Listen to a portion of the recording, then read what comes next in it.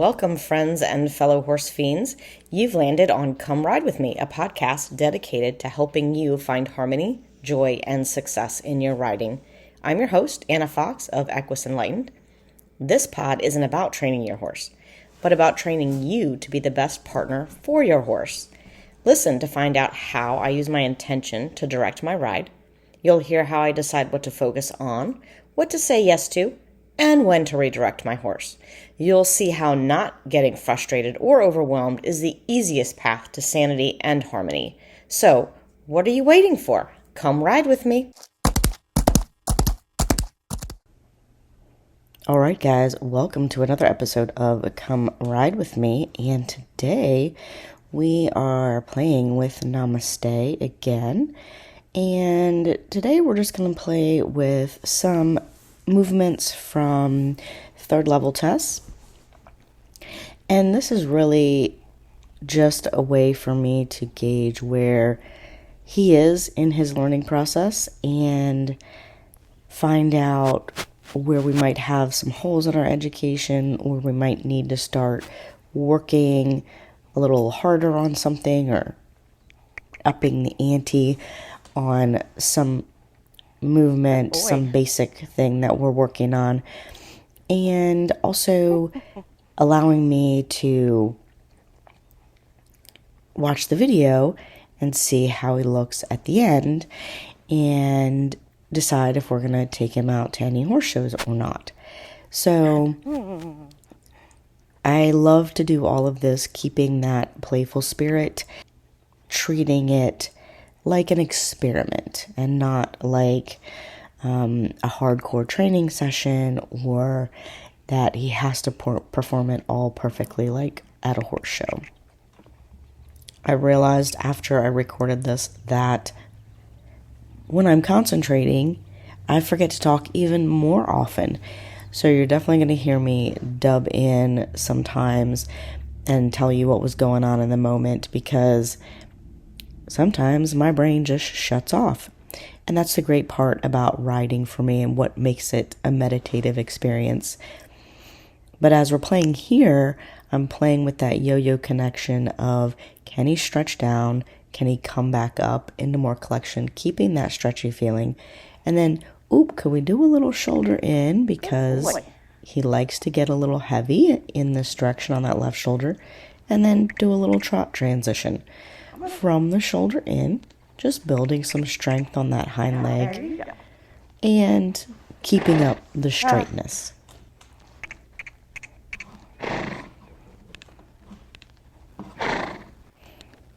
It's great to hear him snorting and breathing so early in a session, because that used to be a big thing for him, be very tight in the beginning. So I love to see that. And if you hear a little bit of click, click, click, it's actually the scoot boots that he's wearing. So here we're just letting him get warmed up, right? And if he doesn't feel like he can stretch down yet in the trot, that's quite all right. I'm just going to be asking him to change his posture in different ways, right? I'm playing with the mobility. Good, so now we got a nice stretch that comes back up again. And then we just think about that again. Like, how can I get back into that stretched position?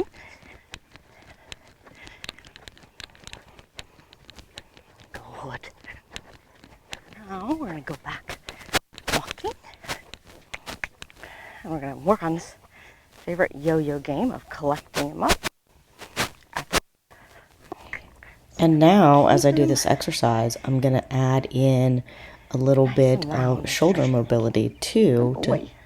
That way I can see, does that help his staying stretchy and round?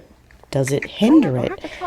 And I don't really mind here if he gets a little jiggy and goes into the trot, because at least he's trying to figure out what I want, right? He's asking a question. There you go. Be a little shoulder in. Mm-hmm. Good boy. So shoulder into trot again. It's a great strengthening exercise. And then again, playing with the shoulders, making a renvers. That a renvers. Good just to job. test that shoulder mobility and what that does to our sweet spot. Do we stay round and connected, or does it bring us above? And as we go the other way, we're going to play with the same things. Can we shorten up and stay round? And can we do a little shoulder in? Ah, good boy. Good job. So a nice transition there from the shoulder in. And so we're not going to do that too long. We're just going to trot down here and then go back to the walk forward into our walk. So we're not just stopping the front end. And then allow him a little stretch. And we go back to playing with that yo-yo stretchy game again. And I don't mind right now if he gets a little jiggy, because that will even out once he figures out how to get all his parts going straight and up over his top line. And then we try a little bit Good of boy. shoulder in to trot Okay. again. And you can see it's harder in this direction for him. Who's over there? And then let him warm up at the canter. Good. Very nice. So I try to keep him in that little bit of shoulder forward position at the canter. That way it doesn't get too crooked.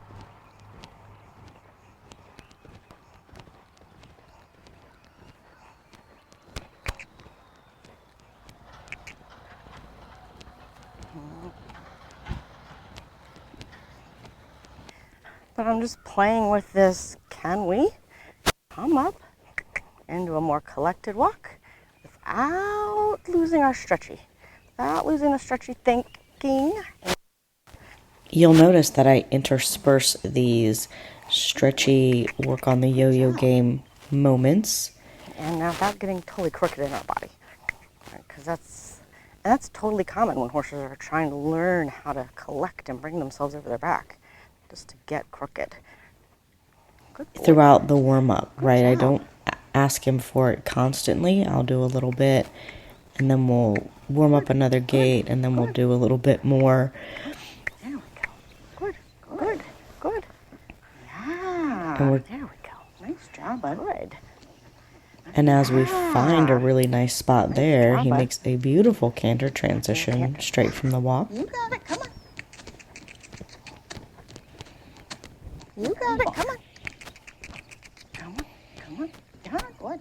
There you go. Try to keep the collected canter there. It's a little hard for him around the short sides.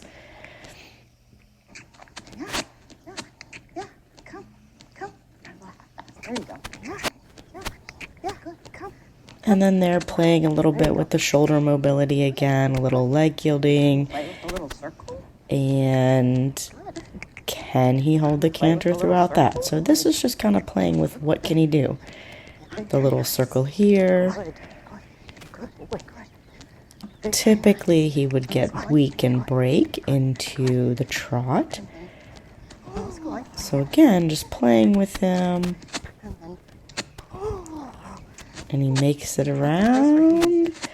Oh, but he does do a little break, so we reset our trot there and then go canter again. I don't get worried about it because it's a strength thing. And so I do the little circle, a little more collection, and then I go longer down the long side. Give him a break. And so I can tap him with the stick. A reminder. All right, now a little rhythmic tap with the stick just to say, Come on. keep cantering. Come on. There you go. Good boy. Good. Whoa. And that time he makes it around the circle, so I give him a break. Good boy. Good. Whoa. Okay, so like one of the things that we've been playing with is this higher level of collection for Namastee. And is he ready to do a little bit of third level work, which involves more collection, obviously, and some half pass.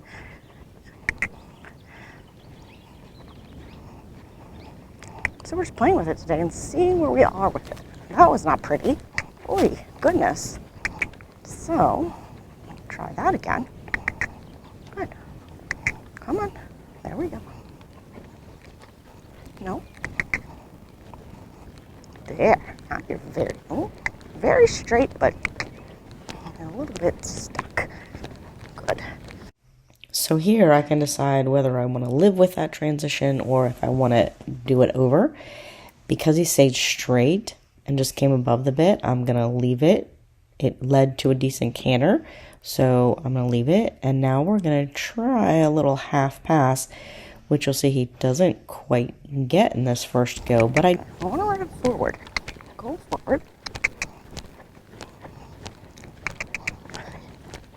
There.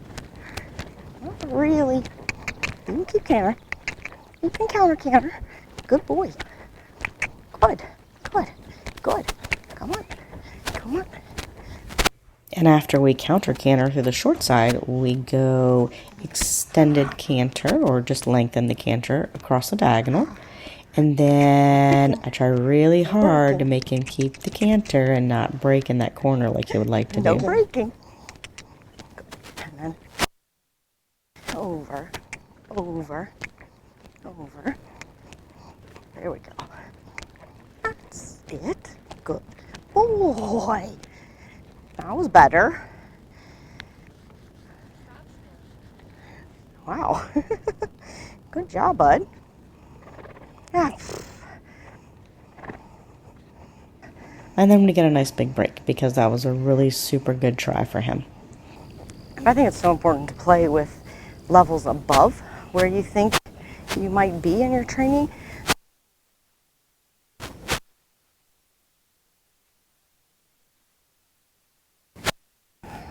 Progression of the basics, and so sometimes you do a movement and you're like, oh, that didn't work.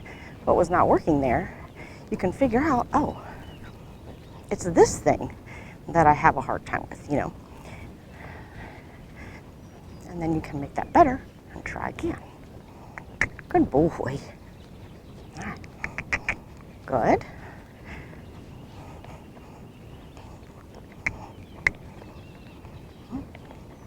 Stay up here.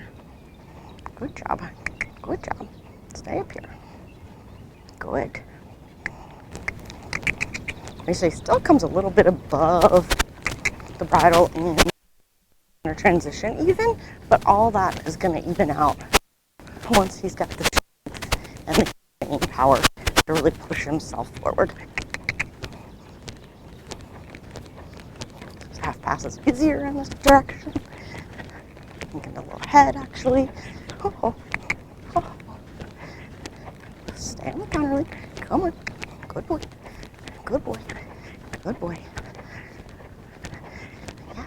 Yeah. Ooh. Let's go. Bigger.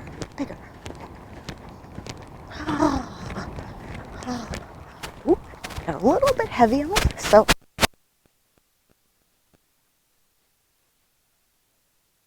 Boy. Don't break. Don't do it. Let's see if we can go. Yeah. Half pass. And then maybe a little leg yield. And then maybe we'll go half pass again. Good. And then maybe we'll turn this way. Just to be sketchy. There. Good. Good boy. Good boy.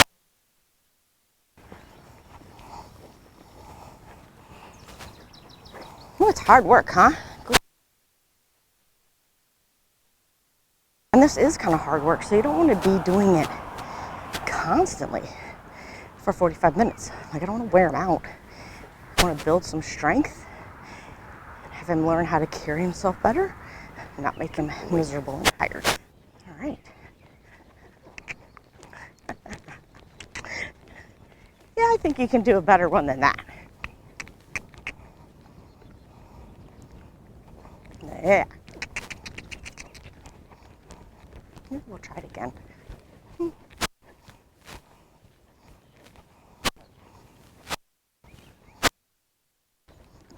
Very nice. Good. The things as part of third level, flying changes. So usually after the half pass, but I like to do them other places.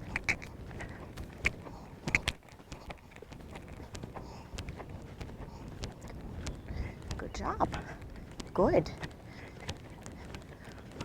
Yeah. Come on.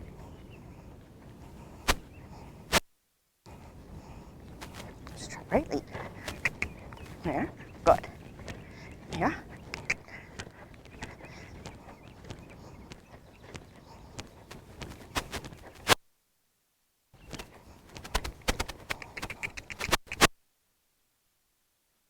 So he's a bit late and sticky in this change, late behind, but another thing that will even out as his strength gets better and he carries himself better from behind. So we're going to try one going the other direction. Good. And that side is easier for him. So now we know where we can play with the changes and make those a little better. Nice. Again. Can we come up? Can we stay round? Can we stay relaxed? As we get collected. Can we? Then we're going to try counter lead on the straight. On the left side. Good boy. Not bad. Good.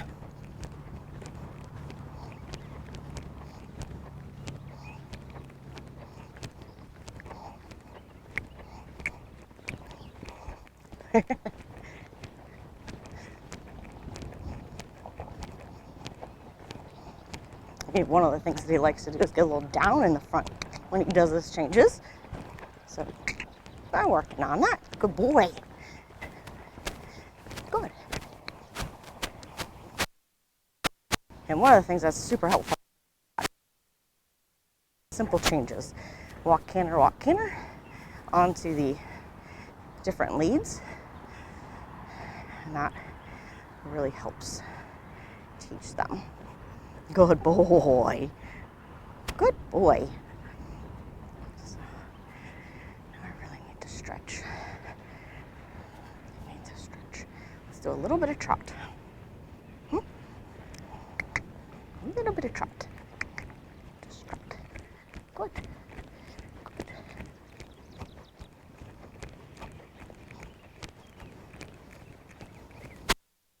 Check my lateral work.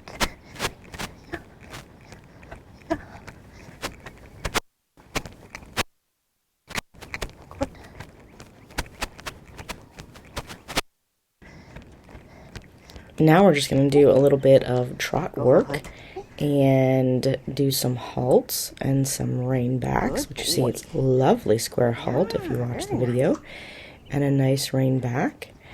And then we play with the turns on the haunches, which again, tricky for him more in the one direction than the other, which is going to the right, the same as the half pass. And coincidentally or not, but unfortunately, that is also my tricky direction, right? Because I tend to collapse my right side and have a hard time maintaining the weight on that right sit bone and not getting my body twisted, as you can see a little bit there going to the right. So it's also something that, you know, when we both struggle in the same direction, you got to be really mindful of that. And how can I make it easier for the horse? And now he's had a lovely workout. He's been such a great sport. And as we're finishing up with a little trot work here, what he likes to do is his lengthen trot. So we'll let him show off a little bit. Yeah. And as you can see, we're still working on the flexibility over his back there, right? To come back smoothly and to go forward smoothly and lengthen. That's all part of that longitudinal flexibility that collection works on, right? So it's all related. They're all sort of the same problems on the same spectrum, just showing up in different gaits in different ways.